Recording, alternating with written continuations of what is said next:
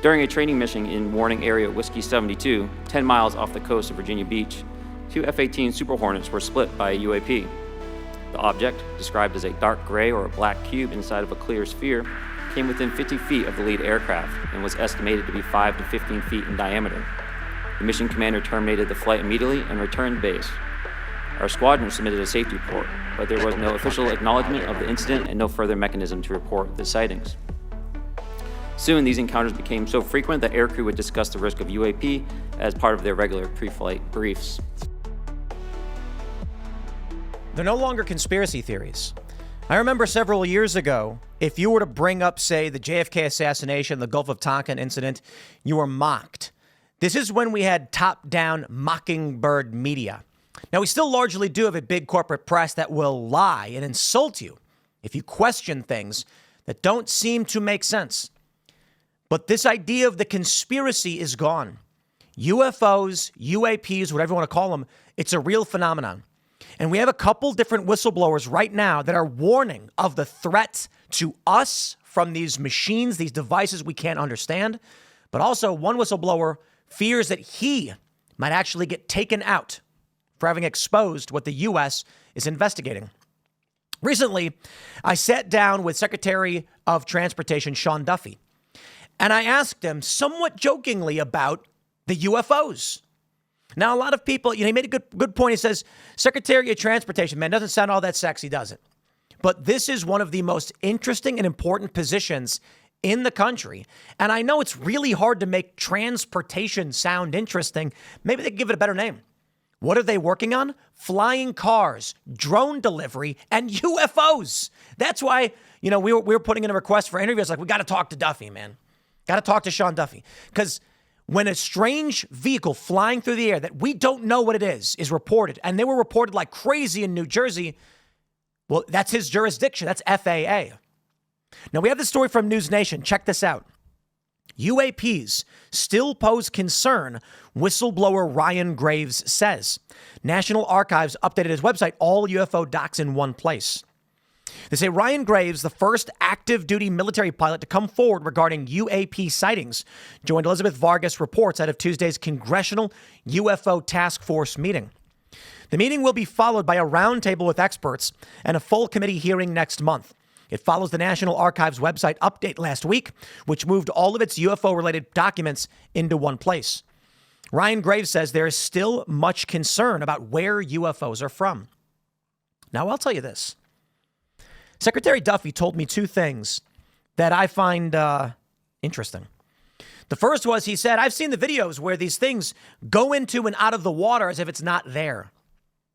You've seen those videos? I've not seen those videos. And I started talking with my crew and like, did he expose that there's videos that exist that we've not yet seen showing the maneuverability of UFOs? Now, he did say he didn't get any classified briefings on this stuff.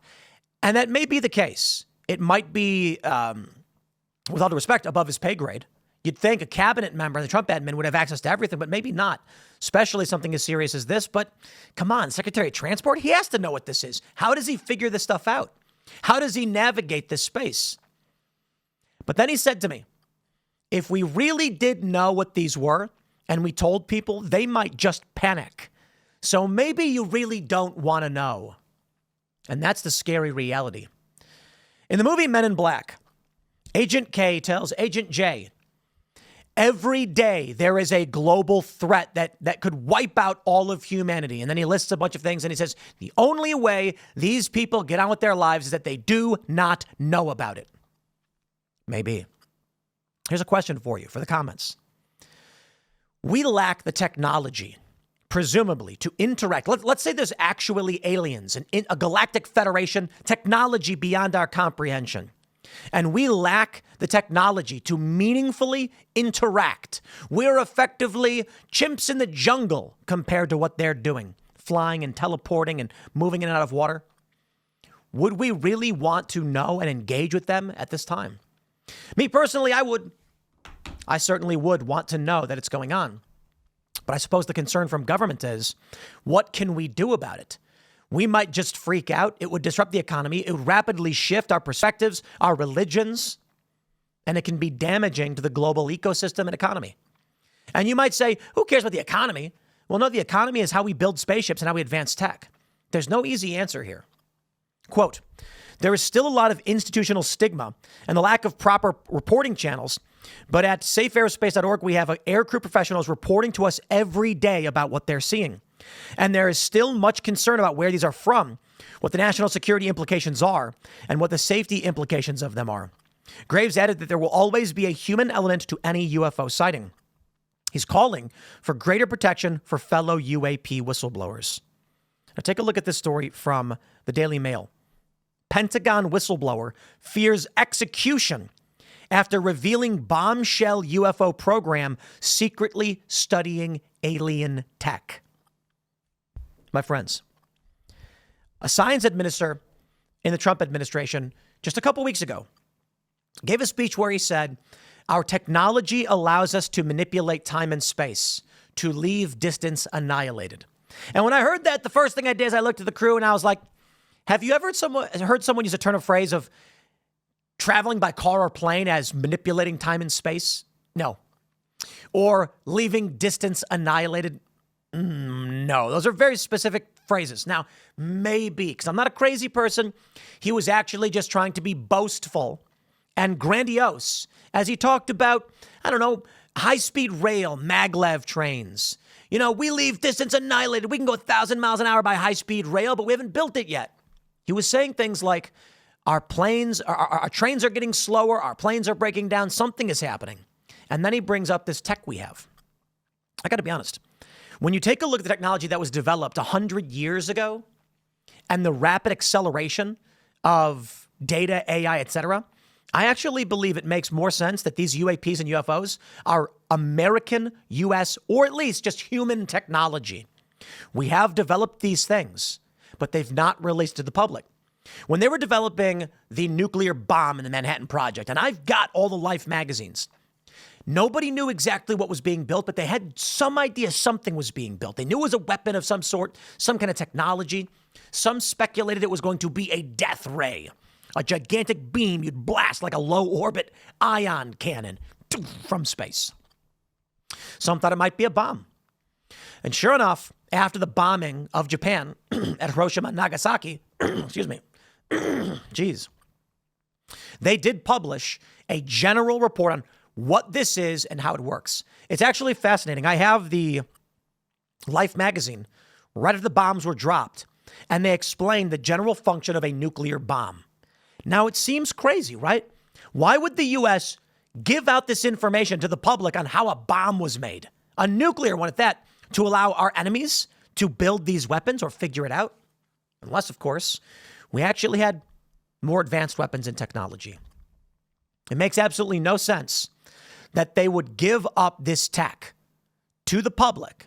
So when I see these stories of UAPs and UFOs, I'm thinking black operations, dark technology sites, off the books.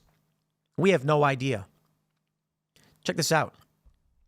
The whistleblower behind a stunning report submitted to Congress exposing what he claims is a secret Pentagon program tracking unidentified anomalous phenomenon has now revealed his identity and says he fears for his future in speaking out. Matthew Brown is a former U.S. national security official who previously served as a policy advisor for the Office of the Secretary of Defense, a technical advisor for the Office of the Undersecretary of Defense and Intel Security, and a program advisor for the Department of State.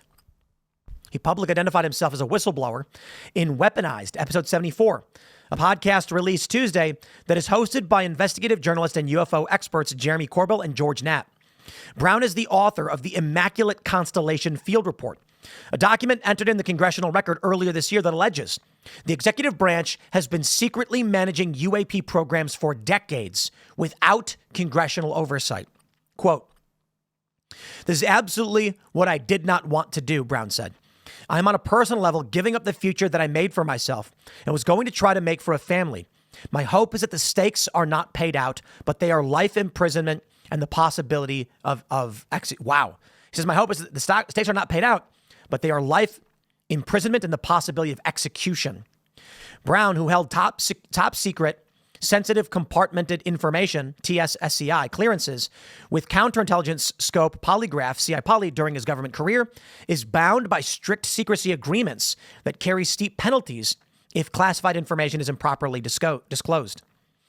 Speaking to the Daily Mail, Corbell said these fears are not unfounded, even if rarely forced to the extreme. Quote, when you're in the classified world, you sign your life away. There are serious consequences for leaking national security information. And yes, on paper, that includes life imprisonment and even capital punishment in rare cases tied to espionage. Now, I'll say this. Maybe it's a psyop. We have no idea.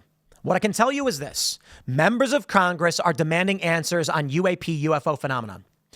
Pilots have seen these things. It has been reported far and wide by numerous people that they've encountered these things. Military veterans, straight-faced, straight-laced guys, no BS, no joke, and they're telling you, I flew, I saw something. Now, maybe it's aliens. I don't know. I don't know why we'd assume it would be aliens of all things. Maybe the answer to Fermi's paradox is that aliens do exist. We have contacted them. They're just keeping the public in the dark because these are things we typically have trouble perceiving. Or maybe we actually do perceive them and just don't realize it. You wouldn't know, right? Like a dog doesn't know what a highway is. It knows something's there, but it can't quite figure it out.